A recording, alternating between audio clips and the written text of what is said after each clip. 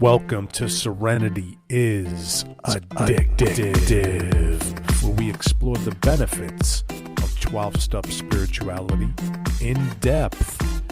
Let's get ready to dive in deep into this next episode. Welcome. Tonight we have step 4. I'm here with the beautiful Catalina. How are you, Catalina? Good. How are you? You ready to do this thing? I'm ready. This is a big one. You got what it takes? I've always got what it takes. I know you do. Okay, so step 4. Let's read the step. Catalina, would you like to do that? Made a searching and fearless moral inventory of ourselves. Yeah, and right off the bat, just seeing that, and I saw, sometimes you'll see principles for each of the steps, and one that I saw on a website today for step 4 had the word confession on it. And to me, coming from my own faith tradition, there's something scary about that word confession. I don't think that's a very good comparison. No, I don't think so either. That's why I don't like it. I agree with you. Confession is something different. This is... Right. Yeah, because you don't ever list your assets in a confession. Right. You only talk about what you did wrong. Right. Thank you for saying that. And that's a good hint that this is looking at exactly like what's going on with us and looking at our pros, our cons, what's holding us back, what's hurting us, et cetera, et cetera. We're going to get into all that. But Catalina, you got a quote to start us off with, or do you want me to start with something? Yeah, so I'd just like to, because this originated from the big book of Alcoholics Anonymous, so I was just going to read the excerpt from that, page 64. And it says, a business which takes no regular inventory usually goes broke. Taking commercial inventory is a fact-finding and a fact-facing process. It is an effort to discover the truth about the stock in trade. One object is to disclose damaged or unsaleable goods, to get rid of them promptly and without regret. If the owner of the business is to be successful, he cannot fool himself about values. We did exactly the same thing with our lives. We took stock honestly. First, we searched out the flaws in our makeup, which cause our failure. Being convinced that self manifested in various ways was what had defeated us, we considered its common manifestations. So I just thought it would be helpful to talk about just a quick second about Bill Wilson and where a little bit of this step came from, because even the way it's described, because for those who aren't as familiar with the big book of Alcoholics Anonymous. And so basically Bill Wilson, who's the founder of AA, was a stockbroker, I believe.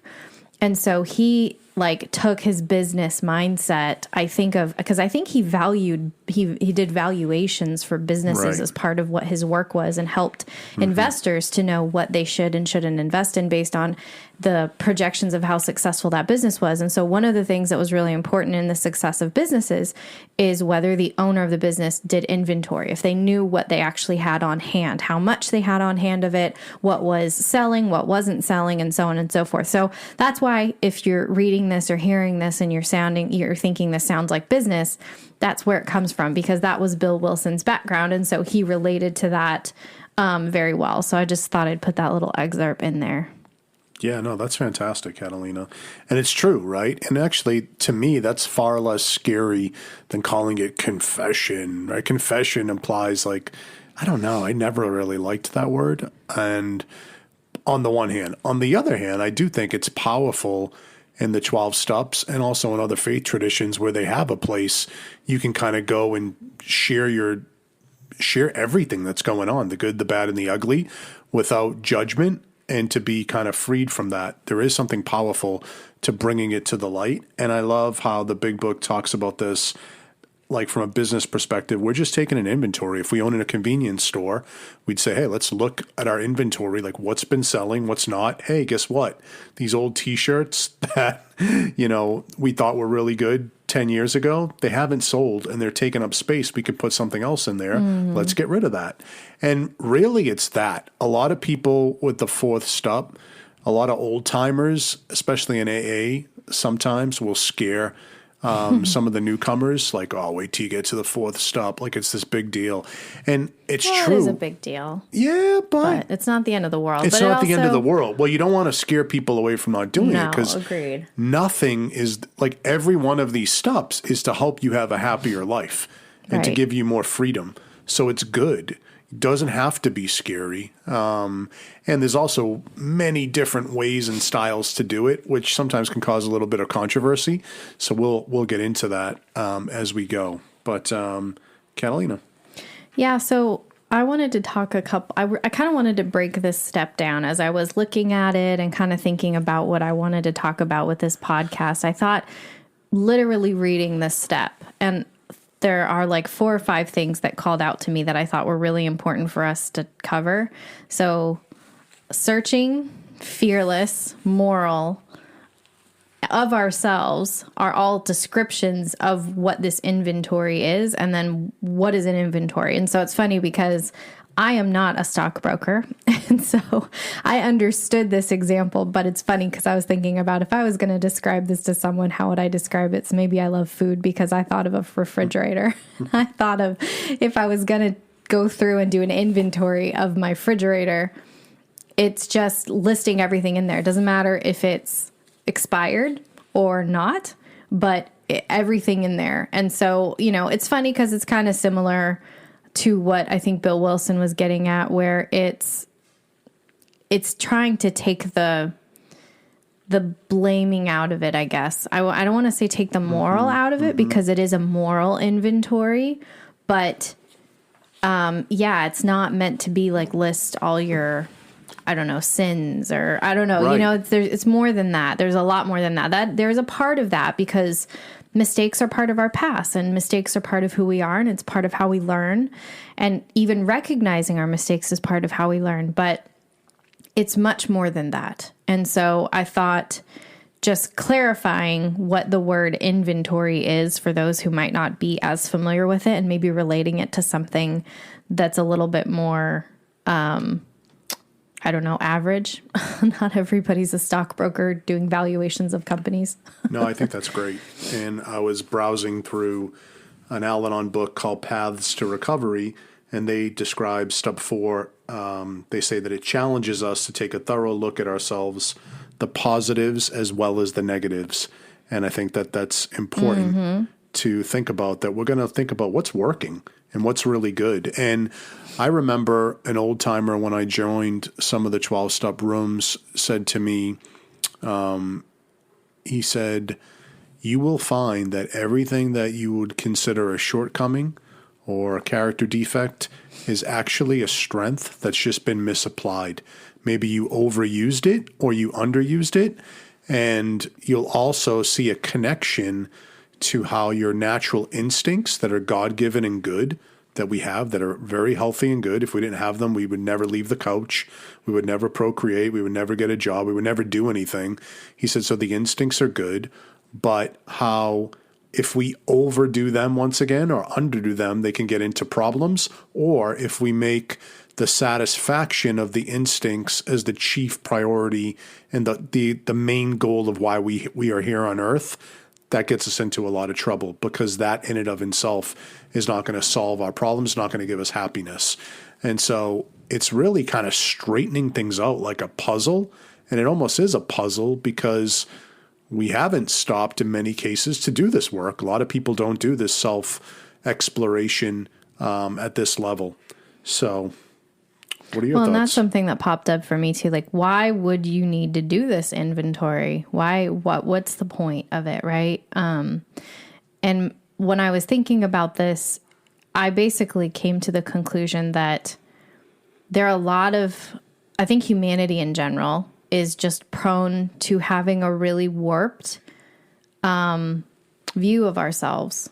Like, we don't have an accurate understanding of who we are. And I think a lot of things in society are actually geared towards giving you kind of a warped, like nursing you to give to others a different view of who you really are than who you actually are.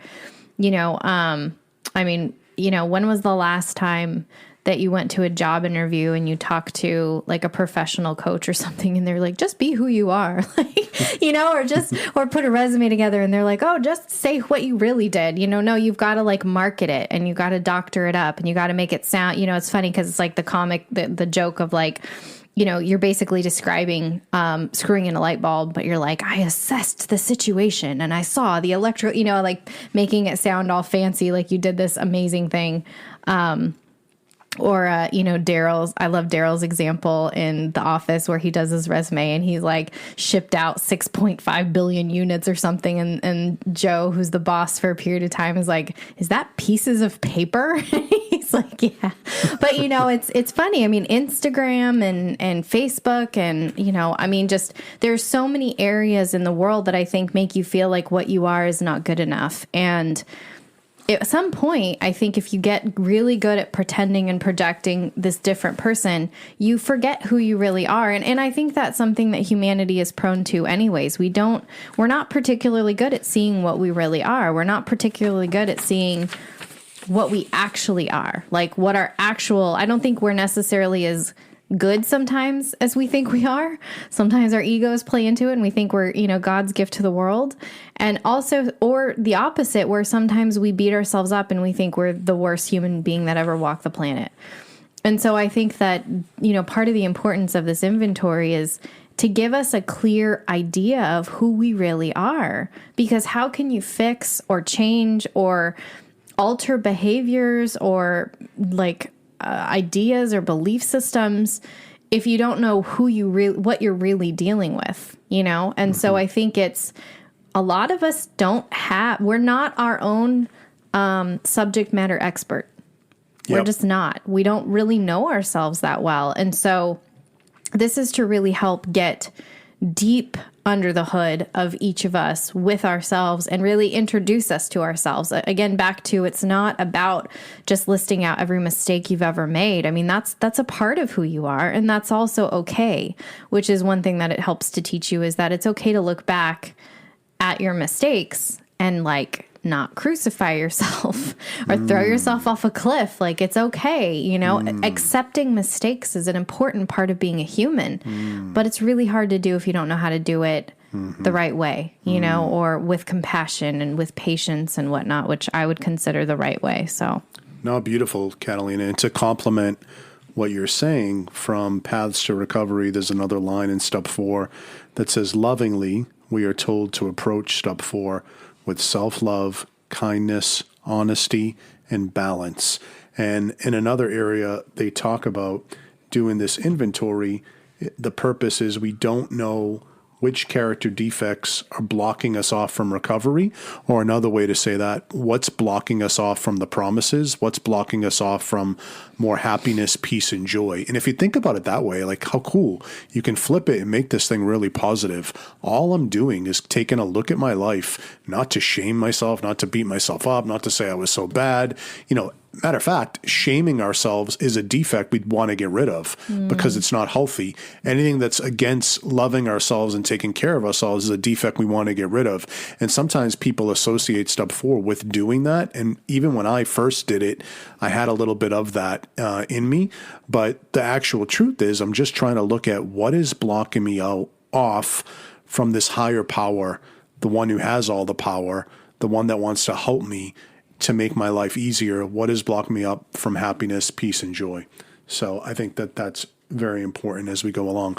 One thing I will also say is there's a lot of variety.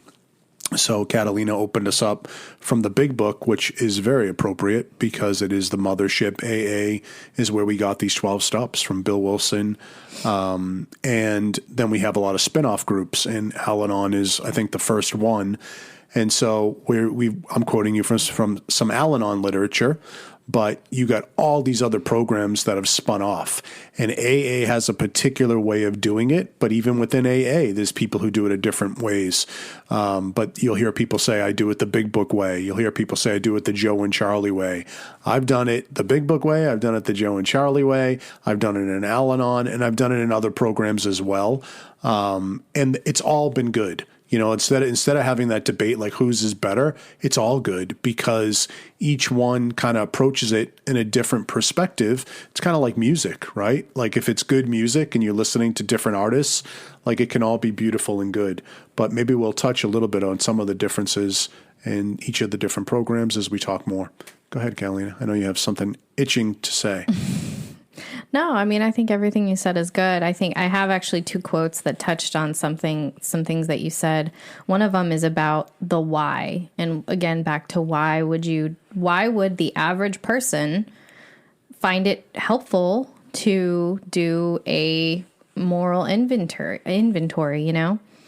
And there's a quote that says, without a searching and fearless moral inventory, most of us have found that the faith which really works in daily living is out of reach. And that's from the 12 steps and 12 traditions. And it goes back to what you were saying, you know, whether you want to call it the faith that works in our daily life being out of reach, if you want to call it blockage from the sunlight of the spirit is another term I've heard. I mean, essentially what it means is that when you're spiritually clogged up like a toilet, you know, and you can't flush, you're overflowing, you know, it doesn't matter how much you flush, like it's not going to go through until you address what's the root of the problem. And I think that that's what this is saying is over time, we get gunk in our spiritual pipes and we need to clean them out. We need to clean them out. And this is typically, you know, like you were saying, it's actually really interesting. I didn't get a chance to research, but I'm certain that there are elements of this in history that are unassociated with the 12 steps, whether it's with different religions or spiritualities. But this concept of needing to cleanse out your spiritual self is not new. It's not a new concept. This is just giving a really almost like an idiot guide on how to do it for those of us who might not have learned that from our parents or from our religion. But this is not a new concept. And it's really important. And that's really all that it is. It's over time, we build up gunk. Like we get dirty. Our spiritual pipes get dirty from being used a lot as we grow older and making mistakes and bumping into things.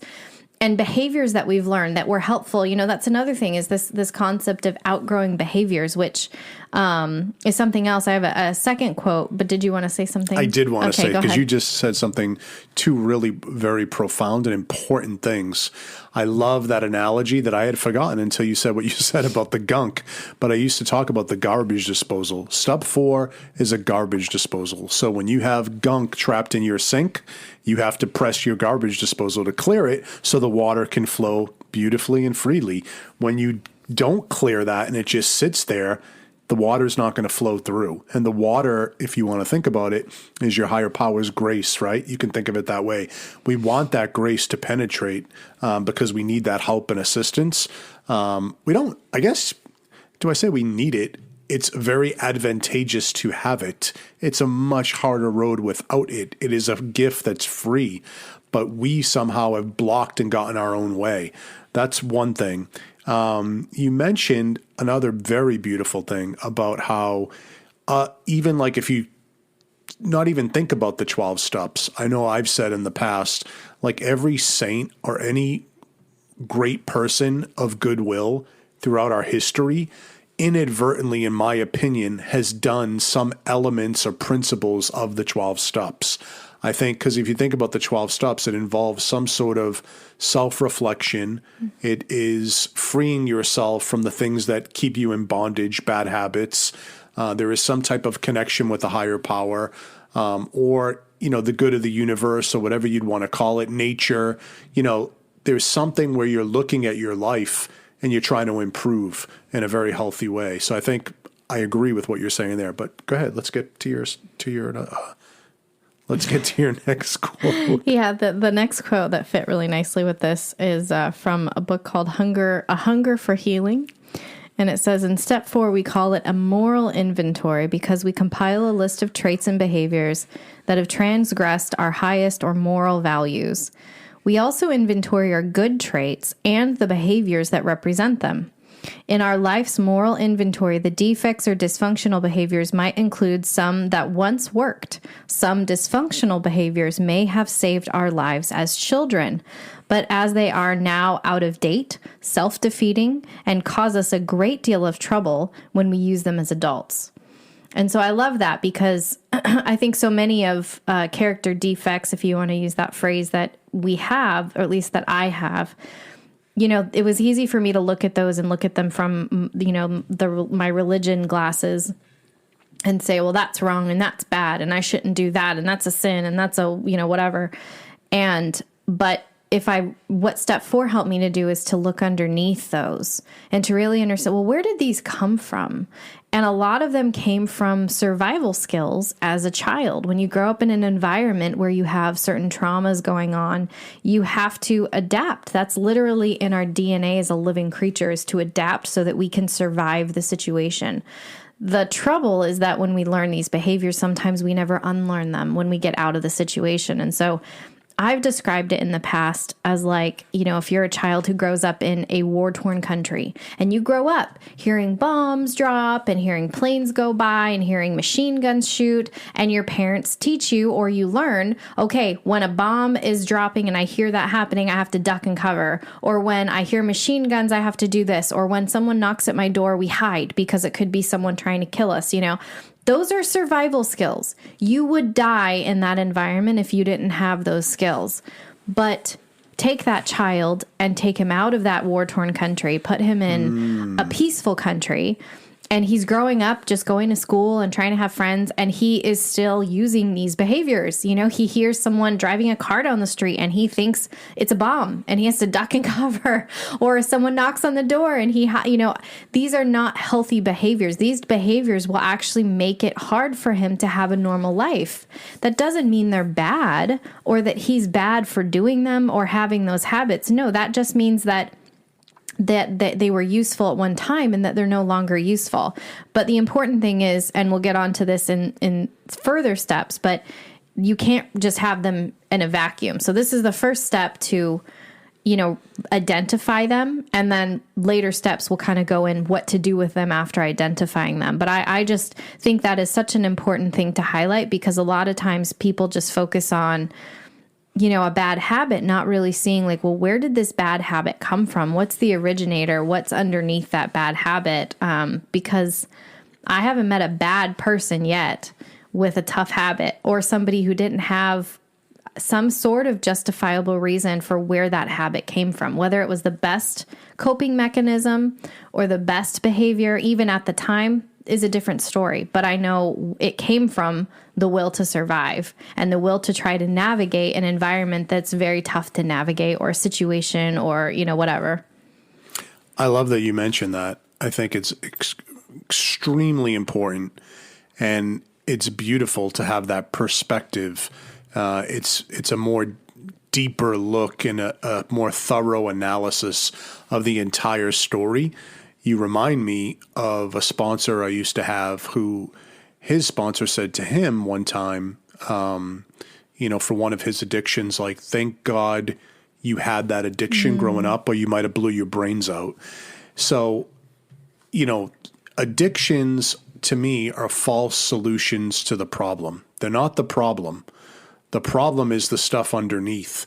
Not, in my opinion, it's not being able to process pain, trauma, not having the tools to deal with emotions, living in a traumatic, dysfunctional home, and not knowing healthy ways to cope. Without having that, there's a lot of pain. Underneath all addiction is pain. And if we don't know the right ways to deal with that pain, we're going to find some way to because it's too difficult. So as Catalina mentioned, for me, in my experience, I developed a ton of, survival mechanisms, coping mechanisms, defensive mechanisms to get me through very difficult times. And that beautiful quote by Maya Angelou, you did what you did because that's what you knew how to do. As you get to learn better, you can now do better. And back then, you don't know what you don't know, and you can't give what you don't have. And many people can't, and we all can't, right? So as we learn more, we're able to do more, hopefully. So some of the things that used to work for me now no longer work for me anymore, and they're not sustainable. So I used a lot of energy, like even resentments. I used resentments to motivate me. I used fear to motivate me. I used extreme judgments and harsh criticism, beating myself up to motivate me. That's great in the short term, but in the long term, it's really self-destructive and it's really hurting me and it's not sustainable. So is there a better way to get more of that output that I was looking for, but in a way that's more enjoyable and kinder to myself, I think is important. Yeah, no, and I think that if we look around us at people that drive us crazy in our work environments and our churches and our social circles and our neighborhoods, if you really looked at what that behavior is of that person, I bet there's a reason behind it. You know, like it's not a they're a bad person. It's like they have inadequate tools to deal with the situation at hand. And really that's what it is. It's like using old tools that maybe worked sort of good before, but don't work at all anymore. But that's all you have. If that's all you have, that's all you're going to be able to use, you know? And I think that the beauty of this step and why it's so helpful is it really creates that foundational, like, reflection of self. Like you become more self-aware, because so many of us kind of walk around like we're just not even aware of our actions. I mean, I know I can think of instances of stuff where like, I'm like, man, I was so mean or I was so rude and I didn't even realize it. You know, like there was this time where I was talking to this friend and she was talking about this song just out of the blue. She's like, oh yeah, this song, I love that song. And I was like, oh, I hate that song. It's such an irritating song. Looking back, I'm like, why did I have to like, you know, crap all over her song? Like, who cares what the song was? Like, I just, you know, but I wasn't trying to be mean. And I don't even know if she knew that, but I totally came off like a really rude person. I didn't even realize it until like months later. Like, I don't even remember. I think I was on the radio and the song popped up and it was like a God shot or something that I was like, wow, I remember when I did that. That was like, what was I thinking, you know? And so it's really to help us wake up and see, like, be more aware of what we did in the past. So we also can have compassion on other people too, because I can say like, I do this. It's harder for me to be, if I'm going to be angry with this person for doing this, well, then I have to hold myself just as accountable. Or, you know, if I'm going to have mercy on myself, I need to be merciful and compassionate with this other person or whatever. But I wanted to go back for a minute and rewind and go talk about those couple of adjectives that are describing this inventory, because I think they're important, and they picked those words very specifically. I'd love to talk a little bit more about why those words are so important. And so we've got searching, fearless, moral, and of ourselves are kind of the four things that are in that one sentence to describe what this inventory is. So searching, why do you think they used searching? What is that like? What are your thoughts on that? So they want you to be thorough. Yeah. You know, I know AA talks about no half measures. Half measures availed us nothing. We advise you to be very thorough and to abandon yourself completely. Basically, take it seriously. And if you're dealing with an addiction that's destroying your life, yeah, it makes pretty good sense. You should take it seriously. We joke about that, but some people don't. Yeah. And some people don't make it. Not everybody gets this gift. And it is a gift, a free gift that anyone can benefit from, in my opinion. You don't have to have an addiction to benefit from this. If you're a human being and you've ever made a mistake in your life, you could probably benefit from this. Totally. I mean, the 12 steps exist on their own, but they can also complement any type of philosophy, religion, background, you know, anything. Yeah. And that's what's so cool about them. They're very broad. Yeah, I agree. They're truths, human truths that I believe are written in our hearts, which is powerful. So, you know, I agree. Searching, you know, it's. What do you think, searching? Yeah. I agree with you. I think that it's not automatic human nature to do this. Right. And so if it was like, oh, just looking moral inventory or glancing inventory, like that's kind of more of what we do at best, I think, on our best day is more of like a glance, like, oh, okay, maybe sort of I could have been nicer, but we don't really look at what's underneath that. And you know, the searching part is, like you said, it's really meant to, like, think of a search party going out to find a person who's lost in the woods. Like, it's meant to be really thorough. You're really meant to hunker down and spend some thoughtful time going through and listing these things out, because the more you can get rid of and disclose and deal with, the better for you, you know? Yeah. And the one thing that I thought about that I think is super important, I knew a woman who was an old timer in 12 steps, and she was also a fairly famous psychologist. And what she said one time is that like 99.8% of everything to help us comes down to understanding what is our part. So doing the fourth step inventory is seeing our part. And, you know, it's so important because if it's within my hula hoop and it's on my side of the street and I know what my part is, I have power there. Going back to the serenity prayer, you know, grant me the serenity to accept all the things I cannot change.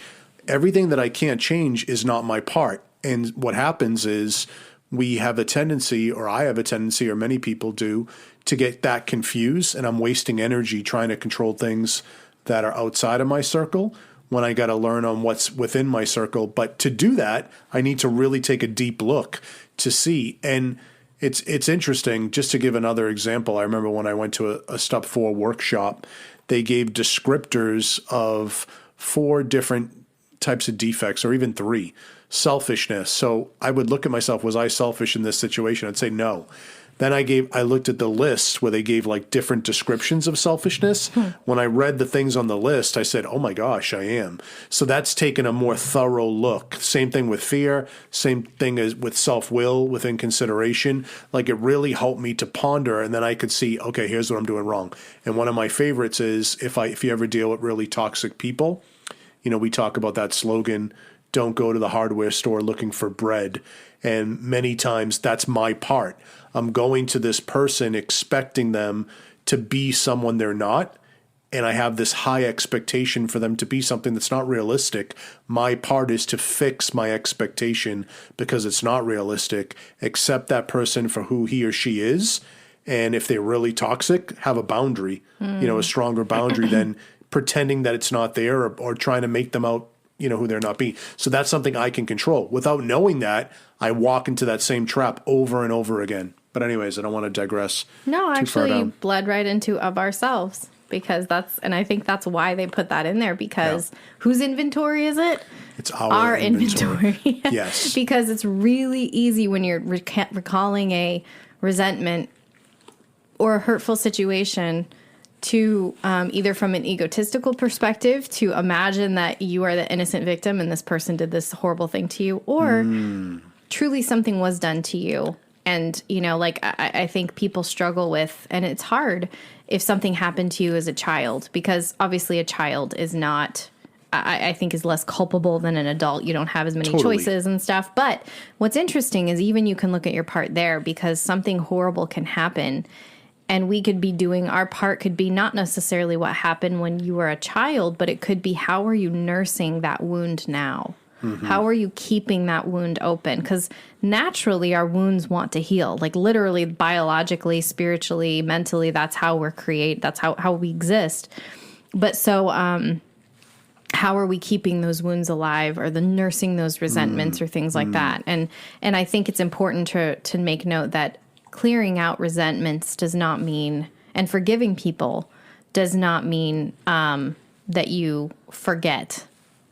Like, you're not meant to be a doormat. This doesn't ask you to be a doormat. This just asks you, this wants to let go of the hurtful part that you're holding with yourself so that you can be happy. Right. But I think that bled right into of ourselves, which I think is important. What do you think it says fearless? Yeah, not to be afraid. I mean, to me, it's funny because I looked at it again fresh tonight, and I was like, I never thought of it the way I thought of it tonight. Like, don't be afraid of doing this.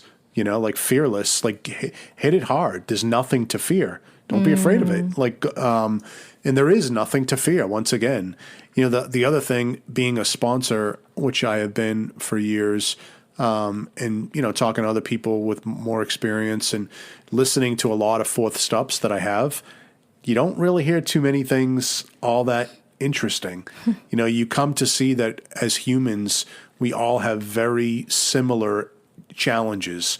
You know, usually we have resentments, we have fears, you know, we have things that are blocking us, we have bad habits, we have some survival skills or, you know, coping mechanisms that we picked up that are hurting us. We might have shame. We might have, you know, harsh judgment of others, beating ourselves up, et cetera, et cetera. But it's funny because even when I came into it, I thought my list would be so unique. And in some things, but really, no, we all kind of go through this. It's part of the human condition, which is really nice. We're not perfect, and it's okay not to be perfect, which is really cool. One thing I wanted to say, Catalina, and you bring it up, it's a moral inventory of ourselves. ACA, Adult Children of Alcoholics or Dysfunctional Families, they spun off from Al-Anon. And they have a fourth step, and really their whole program is looking at the wounds of growing up in a traumatic family and how those wounds may have impacted you. And one of the things they do in their fourth step is you take a fourth step inventory of the behaviors of your parents and the people in your family. Not to blame them, not to punish them, not to be a victim, but to see if you inherited any of those traits yourself, even though you swore you never wanted to. In many ways, we become the very people who raised us, even if we have everything in our willpower not to, which is just an interesting take. And if you think of recovery like peeling back the layers of an onion, if you have an addiction that's killing you, your first step is to get free of that addiction. But then when you get to the fourth step, you want to look at what's going on underneath, because once again, the addiction was something you chose, which was a false solution to numb the pain. So you want to deal with what's causing you the pain in the first place so you can be happy, joyous, and free and not need an addiction, and find the real solution, which is your higher power, a healthy self-care and loving relationship with yourself and your fellow human being. So I wanted to get that in there. No, I think that's good. Yeah, so I have another quote that I wanted to read. It's actually from Narcotics Anonymous, and it's kind of a long one, but I just thought it was so appropriate. I really, really liked how it described the fourth step. So it says, the purpose of a searching and fearless moral inventory is to sort through the confusion and the contradiction of our lives so that we can find out who we really are. We are starting a new way of life and need to be rid of the burdens and traps which have controlled us and prevented our growth. As we approach this step, most of us are afraid that there is a monster inside of us, if released, will destroy us. This fear can cause us to pull off our inventory or maybe even prevent us from taking this crucial step at all. We have found that the fear is a lack of faith, and we have found that a loving personal God is one who we can turn. We no longer need to be afraid. Step 4 will help us toward our recovery more than we imagine. Most of us find that we are neither as terrible nor as wonderful as we supposed. We are surprised to find that we have good points in our inventory. Anyone who has some time in the program and has worked this step will tell you that the fourth step was a turning point in their lives. Some of us make mistakes of approaching the fourth step as if it was a confession of how horrible we are, what a bad person we have been. In this new way of life, a binge of emotional sorrow can be dangerous.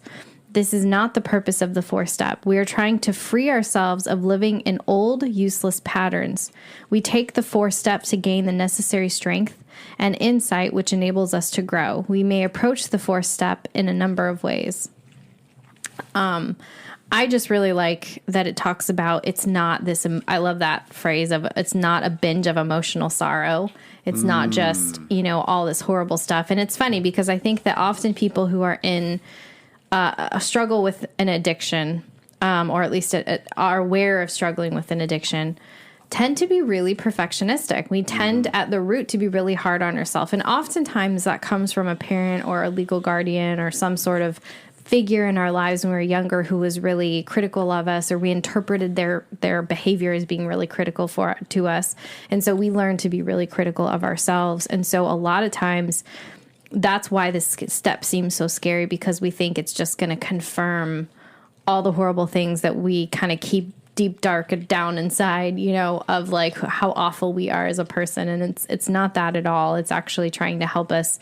I love that. See through the confusion and the contradiction of our lives, because again, it's just, we've all had crazy experiences. We've all had stuff that's been tough and fun and interesting. And confusing and all over I mean, that's life. That's growing up. That's existing on this planet. And so I think it's just, you need something to help you kind of sort through all that stuff. It's almost like a hoarder. Like, I laugh because I think that, step 4 is like for emotional hoarders, which I think most of humanity is, where you've just built up all this stuff. Like, you don't even know what you have. Like, look at a hoarder's house. If you've ever seen like Hoarders, the show, has there ever been a single person who's been able to recount every single thing that they have in their house? No, because they have amassed this stuff over years and years and years. And it's so overwhelming, but they pretend like it's fine. Yeah, that's a great analogy. And that's how it is for me. For a fourth step. Right, yeah. It's almost like, but you get to see all the gunk, but they can't see it. Totally. They can't see it. That's actually that's what happens with us. Because other people can see right. it. They see you're disturbed. They see you're not doing so well. They see you're angry, yep. Irritable, restless, discontent. They see it, but we can't see it. Or if we can, we know something's wrong, but we don't know what's wrong. Right. Right? We can't get out of it. Yeah. We're blind to it, and we need help, just like the hoarders. So I'd love for you to talk a little bit about the instincts. Yeah. Because I think those are so cool and so helpful. So I kind of maybe go through each one of them and talk about what they are. And okay. Yeah. No, that's powerful. I'm going to start with a quote from the AA 12 and 12 from Step 4, and it's on page 42, and it's actually the first paragraph. It says, "Creation gave us instincts for a purpose. Without them, we wouldn't be complete human beings. If men and women didn't exert themselves to be secure in their persons, made no effort to harvest food or conduct shelter, there would be no survival. If they didn't reproduce, the earth wouldn't be populated. If there were no social instinct, if men cared nothing for the society of one another, there would be no society. So these desires for the sex relationship, for material and emotional security, for companionship, are perfectly necessary and right, and surely God-given. Yet, these instincts, so necessary for our existence, often far exceed their proper functions.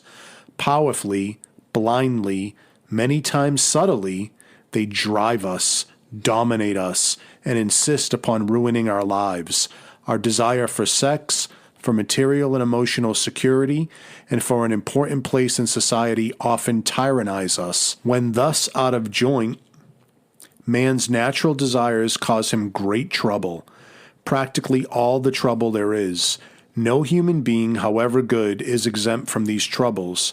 Nearly every serious emotional problem can be seen as a case of misdirected instinct.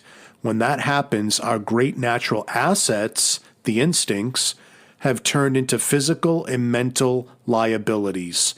Step 4 is our vigorous and painstaking effort to discover what these liabilities in each of us have been and are. So that kind of gives some good overlap or some good context, I would say, into the instincts, what they are, and that they're good, right? They're natural, they're God-given. If we didn't have them, we wouldn't do anything.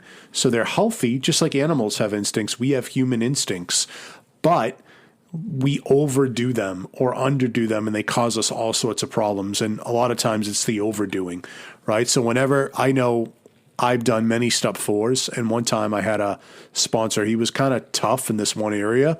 He wasn't what I'd call like a total hard ass. There are some like old school AA hard ass type sponsors. And if you're really stubborn, that could be good. But this guy was not that. But in this area, he wanted me to do a lot of more writing because he saw that I couldn't see my part. So he forced me to write. I've told some guys in different 12-step circles how much writing he had me do, and they get resentful just hearing about it, especially those who don't go as deep in the 12 steps. But for me, it was absolutely necessary, but I have yet to require any sponsee to do that type of in-depth writing. I have them do writing, and I have them go into depth, but not as much as I had to do because I literally could not see my part, so he forced me to focus on my part. Like for everything, what instincts were triggered, how were they triggered? For everything, what defects popped up, And what's your part? Like he forced me to find it. And it was so cool because I kept seeing the patterns. And finally it was like, oh, wow, again. Oh, wow, again. But the first time I was like, wow, I didn't even see it. But then I could see it over and over and over and over and over again. And guess what? That led to freedom, emotional freedom. That's powerful. So worth it, So I'm really grateful I did that. All right, Catalina, one thing I want to do, that quote is really helpful from the 12 and 12. But let's just talk about the instincts. So there's three higher level categories: the social instincts, security instincts, and sex instincts. But let's go down the breakdown of social. So companionship, wanting to belong and to be accepted. Like that's a healthy instinct. We all want to belong and be accepted by our peers. Right, well, social creatures. Prestige, wanting to be recognized and to be accepted as a leader. So that the prestige instinct. And like no one wants to be second fiddle, right? You don't raise any of your kids going like, hey, just try to be the loser in this game. So we have that instinct. We want to stand out. We want to be unique. Self-esteem. What we think of ourselves, high or low, is important. And pride, an excessive and unjustified opinion of oneself, either positive, self-love, or negative, self-hate. Personal relationships, our relationship with other human beings and the world around us is an instinct. And then our ambitions, our plans to gain acceptance, power, recognition, prestige. Then you get your security instinct. Your material is having money. So money, power, clothing, buildings, cars, mansions, like to be secure in the future. My material instinct. If I feel that that's being threatened, I get nervous, right? If I feel that my self-esteem is being threatened, I get nervous. If I feel like my companionship, like a friendship or something, I'm not the cool guy anymore, I get nervous. Think about like being in high school and stuff, right? Well, and that's again, healthy instincts that you should have because you should want to protect your home. You should want to, you know what I mean? So, right.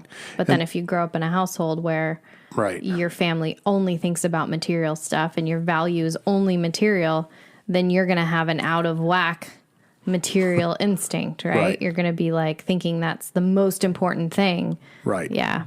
So then you get your emotional instinct. So based upon our needs for another person or persons, some tend to dominate, some are overly dependent on others, but you have your emotional instinct. You got your sex instinct, like what's acceptable based on society, like our sex lives is acceptable by society, and God's principles are our own principles. And then you might have like hidden desires, right, to do things that you have these feelings you want to express, but society doesn't accept them, So there's stuff there. So that's basically a list of the instincts, and they're all really good. But if those become the chief reason for living, so think about it. It's like, ooh, sex, I got to get that instinct. I'm going to sleep with every woman I see, right? Like that's going to lead to some problems. Right. Money, I got to kill myself and be a workaholic, and I have to gain success. Money at all costs. Right. And so all these things, self-esteem, I need everyone to like me, right? People pleaser. Like you can trace all these things back to, a bunch of challenges that we all have. Well, and having any one of these out of balance is like having a diet that's out of balance, right? From a spiritual, emotional state, you're going to start to feel the effects of having some, it's not just about being a nice human. It's about your own serenity. And you're not going to be in a serene state if you are obsessed about money or obsessed about sex or obsessed about, prestige or being recognized or being number one and being the best. Like these people, if those things were successful, if they were really like capable of buying you happiness, or delivering serenity, you would see people who have those to be traditionally, be good with it. It's funny because I was listening to another podcast and I can't remember which one it was, but it was talking about celebrities, and it was saying like, it was a celebrity talking, and they were saying, like if money was it, if like fame was it, like we would be the healthiest people on the planet. And we're the opposite. Like if you look at the mortality or destruction rate of people who are wealthy and famous, it's like their success rate as far as like succeeding at life is really low. It was Joe Rogan and Jewel. I remember. Yeah. Yeah. But it's, That was a powerful statement she made. but Yeah. it's true. And so I think it's, look at those. If you think that that's really what's going to buy you happiness, you should look to people who are supposed to have these perfect lives and be peaceful, right? Because again, the underlying thing that always helps me with any of this stuff is, what are you seeking? I'm seeking serenity. It may not look like that, but I literally think that getting, all the security that I could possibly need so I never have to work again and deal with a mean boss, that's going to be serenity. And the reality is, like, I can't go about it that way. Like, I have to if it's not my boss, it's going to be someone else. I can't be a recluse from life and try to avoid that. But anyways, yeah. Yeah. And so thinking about, AA is the mothership in their fourth step. What they really do is focus on resentments. And what they have is these 4 columns. So you make a list of all your resentments in column 1, and column 2 for each person, place, or institution that you placed on your resentment list. Let's say Mickey Mouse. So I'm resentful at Mickey Mouse. Column 1, he'd be on my column 1. Column 2 for Mickey, why am I resentful? Because he stole Minnie Mouse and I really loved her, right? And then column 3 is the instincts. What instincts were triggered by Mickey stealing Minnie from me? Was it my social instinct? Yes. Was it my, prestige instinct? Yes. Was it my ambition to want to have a beautiful Minnie Mouse wife? Yes. And what else did that lead to? And then you get into the 4th column. So 3rd column's instincts, and the 4th column are character defects. So basically, Bill Wilson took the 7 deadly sins and he lumped them into 4. He said, where are we selfish? Where was I showing self-will? Or fearful. So selfish, self-will, or fearful. And where was I dishonest? And where was I inconsiderate? And he kind of says it's based on that. So like resentment, just a definition, like feelings of being bitter, hurt, or having some indignation, which comes from rightly or wrongly held feelings of being injured or offended. Which is interesting there is some of these things can be real or imagined. Like there is no like there shouldn't be a resentment, or you have 2 people who go through the same thing. One person has a resentment, one person doesn't because the other person was able to move on for some reason. And I think we all have situations where that's the case, but something can trigger us. And the resentment doesn't just mean the healthy emotion of anger. It's perfectly healthy to feel anger. Resentment means to remember the same thing. And some funny definitions from like Joe and Charlie, who are 2 AA speakers, they talk about like slow motion replay from like sports or football, like you playing that tape over and over again, or you're playing the courtroom scene from A Few Good Men, and over again, you keep hammering that person. And each time you play the tape, you see even more things they did wrong. Then you start imagining things and adding to the things. And little do you know, after keep telling that story in your head, you're as white as snow and this person is the total devil. But the challenge with the whole thing is the resentment's killing us. So even if what we're resentful towards is something that the injustice was, we didn't do anything wrong and the person was totally wrong, holding on to the resentment and not processing the anger in a healthy way is hurting us. It's not even hurting them. So that's a problem. So fear, feelings of anxiety, agitation, uneasiness, apprehension, and then any harms, what wrong acts which result in pain, hurt feelings, worry, financial loss for other people. So that's what they focus on. You do a resentment inventory, then you do a fear inventory, and you write down first column all your fears, second column why do you have these fears, then you look at the emotion, the instincts that were related to those fears, and then you look at your character defects around the fears. There's 3 cool questions that I really love from the big book for each fear that I found really helpful to write for each fear. Question number 1, how has self-reliance failed me in regards to this fear? Question number 2, how could trusting and relying upon God help me in regards to this fear? And question number 3, where would God have me be? So like, how does God want me to act when I think about this fear today? And like just simple questions, but really helpful. Kelly, and I want to let you get in here because I feel like I'm talking 100 miles an hour. I think that's a great description of how it's the traditional Alcoholics Anonymous way of doing the 4th step. As Raphael mentioned, with different programs, there are also different tools and different ways of approaching the 12 steps or the 4-step.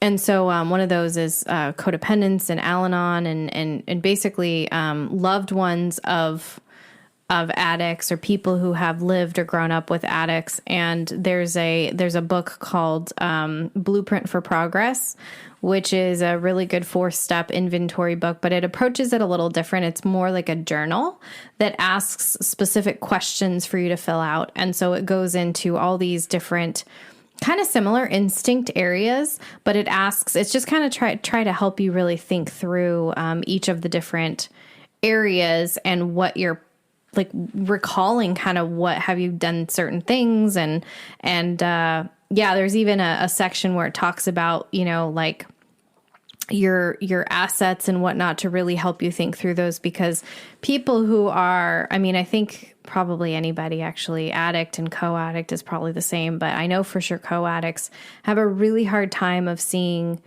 their good traits. They think that they are just a big screw up and they take on everybody else's mistakes as their own, and their self-esteem is just in the toilet, and just they can't. It's so hard. And it's funny because I've actually sponsored people too who are like excited to do this the 4th step, but in the way where they're almost, it's like a sick excitement to finally beat themselves up. Yeah, to like list every awful thing that they ever did, like to prove themselves like, I'm really this horrible person that I always thought I was. See, here's the proof for it. And so it's a challenge to fill out those asset columns. And sometimes, you even have, it might be wise if you're somebody who struggles more with perfectionism and really being hard on yourself and seeing the negative before you see the positive, and really being that negative voice in your head that beats yourself up all the time. It might be good to start with your assets. It might be good to actually start with all the beautiful, wonderful things about you that are you, uniquely you, because it's not about crucifying yourself. Totally agree. And funny, I was that person you described. I don't know if I was like so excited, but in a way I did. Like I hated myself. That was a defect. And one of my sponsors, after I was done with a very thorough 4th step, said to me one day, "Hey, when are you going to learn to start liking yourself?" Because I would call him almost on a daily basis and report every single thing I did bad, being a perfectionist and like totally ignoring everything good. That's still something I've had to work on, like keeping track of the good things I do. Perfectionist Anonymous. Totally. I think more often than not, most people who, are in 12-step programs have the perfectionism gene. Yeah. I think it's a human trait, actually. I think, You mentioned the Blueprint for Progress, and I just wanted to share like some of the sections of that book where they go into the questions like you were talking about. So each area will have its own questions about that area to dig into. So there's honesty, self-worth, fear, anger, resentment, justification, control, attitudes, communication, responsibilities, finances, guilt, shame, relationships, trust, commitment, gratitude, love, intimacy, maturity, sex, values.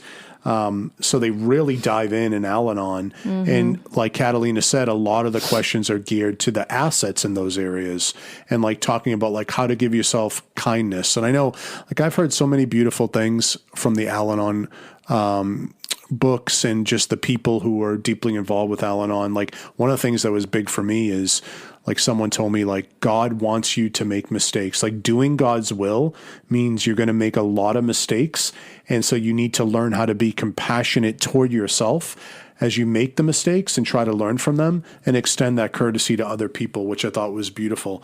One of the things I wanted to do, Catalina, was I mentioned in column 4. So column 3 was the instincts that they do for resentments or fears and also for harms. Back to the AA method. And then column 4, you go through selfish, dishonest, like you kind of think about where was I selfish, where was I dishonest, where was I self-seeking, where was I inconsiderate. And I had a hard time, and a lot of them I didn't think I was until I got this list. I'm just going to read a few categories. So for selfish, here are some of the things they would describe as being selfish: not seeing others' point of view, wanting things my way, wanting special treatment, wanting others to meet my needs, wanting what others have, wanting to control or dominate, thinking I'm better or I'm the best, grandiosity, thinking others are jealous, wanting others to be like me, wanting more than my share, reacting from self-loathing or self-righteous indignation, too concerned about me, feeling sorry for myself, self-pity, wanting to look good or be liked, concerned only with my need, wanting to be right and making others wrong. So those are all the categories for selfish. And now for dishonest, lying, cheating, and stealing, not seeing or admitting where I was at fault, having a superior attitude, blaming others for my problems, not admitting I've done the same thing, not expressing feelings or ideas, not being clear about motives, hiding reality, stubbornly holding on to inaccurate beliefs, lying to myself, breaking the rules, exaggerating or minimizing, setting myself up to being wronged, being a perfectionism is part of being dishonest, expecting others to be what they are not. We talked about that hardware store thing again. And then self-seeking list, manipulating others to do my will, putting others down to build me up, acting superior, controlling situations when I don't get what I want, getting revenge when I don't get what I want, holding resentments, procrastination, gossiping, engaging in gluttony or lust at the expense of another person, acting superior. The other thing that they have here is something called how to feed your resentment. And here are some ways we can feed our resentment.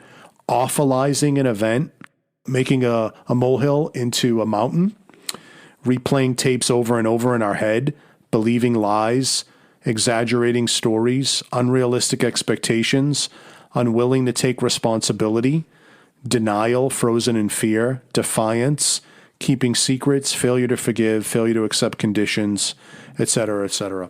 So that was a long laundry list of things, but I hope it adds some insights into those areas of ways we can get stuck. I know it was helpful to me. Catalina. No, I think that's really good. I think it's helpful to kind of give some insight with that. And just so our listeners know, we're working on putting together a website where we can have a lot of these materials and examples of things and stuff available so that if you're interested in doing some of these step work, whether you're an addict or not, just somebody seeking serenity, you can try some of this stuff out. There's another book called Serenity, A Companion to 12-Step Recovery, which I believe is an AA book, an Alcoholics Anonymous book, but it has a neat description walking through another way of doing the 4 steps. So as Raphael mentioned earlier in this podcast, there's a lot of different ways to do the 4 step. It's not just one way and that's it. But so I'm just going to read through those. So it says, first, we may need to tell our stories. This can be accomplished by journaling, that is, by writing out our stories and by sharing them with others in recovery meetings or private dialogue. A second component to our inventory is discovering the roots of our addictions and codependencies. In most cases, this means that we have to examine our childhoods. What needs were not met there? What negative experiences or messages about ourselves did we absorb in the dysfunctional family of origin? Third, we must confront and assess the full extent of our dependencies. Doing so, we will learn more about the serenity of our primary addictions, and we may uncover other peripheral addictions we may not had previously recognized. We should inventory and identify all of these codependent symptoms and addictions which have manifested themselves in our adolescent and adult lives. I'm just going to pause there for a second too, because I want to mention that basically what that is saying is that as you start to dig, you start to find other stuff that you didn't even know was there, that you didn't even realize was a problem, or something that you even had in your mind that you wanted to change, or something that, sacrifices your serenity. And so as you start doing this work and writing out the really obvious stuff, the smaller things start to come and become more obvious. And then fourth, it says we need to look back at our relationship history with the people who have been significant in our lives: parents, teachers, mentors, friends, romantic interests. We need to inventory all of the ways that we have hurt them and hurt ourselves by practicing our adult addictions and codependencies. Fifth, we must address our guilt feelings. We realize that most addictions are shame-based and shame-propelled. To move beyond this shame base, we need to distinguish between two major forms of guilt. One, false shame or carried shame, and two, authentic guilt. And then sixth, we must look for the good. An important counterbalancing dimension is that step 4 inventory should include the positive as well as the negative things about us. It's beautiful. It's a beautiful list. It's so encompassing because I feel that list kind of hits it all in many respects, because I mentioned ACA, how you go back and look at, you do an inventory of your family and the people you were raised with and who were higher powers to you. And they talk about that here, which I think is really important. And it really just hits all the different areas. And, you know, do this without beating yourself up. The whole goal is to give yourself more freedom and to find out. So really, it's thinking about it, you know, it's like a beautiful piece of jewelry covered by maybe some dirt. And the fourth step is you're taking away all the dirt so the beautiful person that you are can emerge. So your best self can come forward and you can have your happiest life and you can shine. Really, you can thrive and shine, which is beautiful. It's cleaning. It's a cleanse. It's a Carolina and I, spiritual we're cleanse. actually doing a paleo cleanse. Day one. There you go. It was a little rough. No carbs, baby. No carbs. This was good. I'm trying to think, Catalina. Anything else on the fourth step? It's powerful. It's really good. One thing I would say too, time. Don't stress out on trying to do it all the first time perfectly. Like there is any no little perfect. Bit is helpful. Get some guidance. Pray to your higher power for grace. And like, I remember there was an analogy. I don't remember the whole thing, but I remember the gist of the idea is it's like playing in like sand. Like whatever you dig is good. And that's what you were meant to dig on that first pass. Dig is good. It's funny. It sounds like a slang. Like, whatever you dig is good. It's all good, baby. Like, whatever comes up, it was meant to come up. And there's another section somewhere in some literature that says, like, our higher power is gentle with us. He doesn't have us reveal the full extent of everything immediately at once. It's a process. And there's a line in AA and other 12-step groups that says more will be revealed at the right time. So this is a journey. It's a relationship with the higher power. He's going to help us clean these things up. We clean a little, we get healthy. We clean a little, we get healthy. We clean a little, we get healthy. It's a process. And if we become sponsors, guiding other people, being of service to them. Or mentors, more of this stuff comes up where we get to see other areas, you know, through listening to other people's stories. So the process continued. It's something we don't graduate from.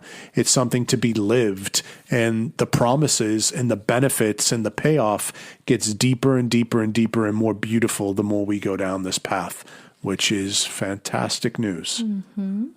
So can you deal with that, Catalina? Yeah, so one thing I just wanted to add that I thought was kind of neat is I just decided to do a search, because really what you're getting at with this is a lot of it is forgiveness. Forgiveness of self, forgiveness of others. It's letting those resentments go. It's letting that poison that has been in your life and been festering in your life and affecting so many parts of your life, letting it go finally and removing it from you. And so I looked up just like, what are the health benefits of forgiveness?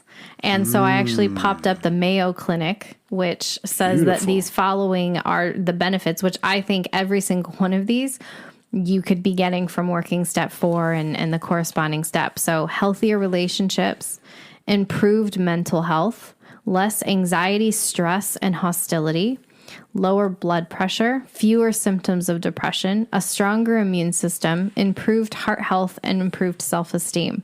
I mean, the list goes beyond that, but I mean, those are like the bare minimum. I mean, that's yeah. So it's back to the very beginning when we were saying it's a big step and it's a lot and it feels really scary, but it's the benefits, whatever pain and fear you might feel going into it is well worth it. And I actually wrote down a note that I forgot to mention. In one of the quotes, it actually said something along the lines of fear is a lack of faith. And I just want to say I disagree. I think that fear is necessary for faith. You need to feel afraid and uncertain for your faith to come through. Because if you feel certain, the opposite of faith is not fear, it's certainty. If you're certain about something, you know it for sure. Like, I don't have to have faith that the sun is going to come up tomorrow. I know it's going to come up. I'm certain it's going to come up. Like, there's no faith involved in that. Faith comes when you feel really uncertain and you don't know what the next step is, and you don't know what it's something new and it's scary, and you don't know, you can't see beyond the next step in front of you, or sometimes you can't even see the next step in front of you. And I think that's when your faith comes alive. That's when you need faith. I don't need faith when I'm certain about something. Like, I don't need to have faith in gravity. I know gravity's there. So I think it's really important, because it's nothing wrong if you feel a little scared. There's nothing wrong. It's actually, that's normal, and that's good. And that gives you a chance to demonstrate courage and step beyond your fear. No, that's really beautiful. And I'm going to see if you remember this, Catalina, but I think you were talking about someone one time when it comes to a particular area that touches on step 4. So, Catalina, hit us. I pity the fool who has resentments. Ah, Mr. T. Mr. T. And another thing Catalina has said when it came to Nirvana. Do you remember that one? Come as we are. Come as you are, from the song. And yeah, I think I pity the fool who don't be doing his footstep inventory because it's helpful. So, Catalina, as we usually do, how about we close with some prayers? There's 4 popular fourth step prayers. There's more, obviously, but these are some of the more popular ones. It says, when in doubt, I was to sit quietly, asking only for direction and strength to meet my problems as he would have me, meaning my higher power. Never was I to pray for myself, except as my requests bore on my usefulness to others, then only might I expect to receive, but that would be in great measure. And I like the Al-Anon spin on that. You know, we also got a healthy self-care, I think, is very important, and don't want to overshadow that. But one of the most famous prayers and most powerful prayers is the prayers for resentments. And this prayer is just, it's powerful. It's really helpful. So when you're resentful towards someone, when you're disturbed by someone's behavior, this is a healthy prayer you can say. And I've used this prayer over and over. I use it as a preemptive prayer when I'm going into dangerous territory with toxic people. But here's the prayer. It goes like this. God, help me to show this person the same tolerance, pity, and patience that I would cheerfully grant a sick friend. This is a sick person. How can I be helpful to him? God, save me from being angry. Thy will be done. So that prayer is powerful. And sometimes when I say it, I say, you know, show me how I can be helpful to that person and show me how I can be helpful to myself. Save me from being angry. Help me to have boundaries and to take care of myself, which I find really helpful. One of the things I love about that resentment prayer from the big book, The Sick Man's Prayer, is the reminder that I am an imperfect human being and I'm surrounded by other imperfect human beings, and everyone's fighting their own battles, and we all have challenges and issues we're working through, and from time to time we're going to hurt people intentionally, non-intentionally. So give people grace and give myself some grace. That doesn't mean I have to tolerate it. I mean, I tolerate it, but it doesn't mean I have to put up with it and be a doormat. I can set boundaries, but if I hold on to that resentment, it's going to hurt me. It's going to poison me like we've already discussed. So I love that prayer. Super powerful. Works every time I work it. Now there's one on fear, and it's very simple. God, relieve me of this fear and direct my attention to where you would have me be, which we kind of already mentioned with those 3 questions. And then lastly, when I'm aware of my own defects and seeking God's help to change, God, mold my ideals in this particular area of my life and help me to live up to them. What should I do in each specific matter? Guide me, God. Give me the strength to do right. So there you go. So to close this out, it's important to remember the steps is a beautiful journey to be experienced, and it's helpful and it's not dogmatic. As Catalina says, this can help every single human being. And it's been a delight to kind of explore the fourth step. I think we really did a good job with it. It's a big one, so there's a lot to talk about. We could talk for 10 hours on it, but I think we covered the highlights of it.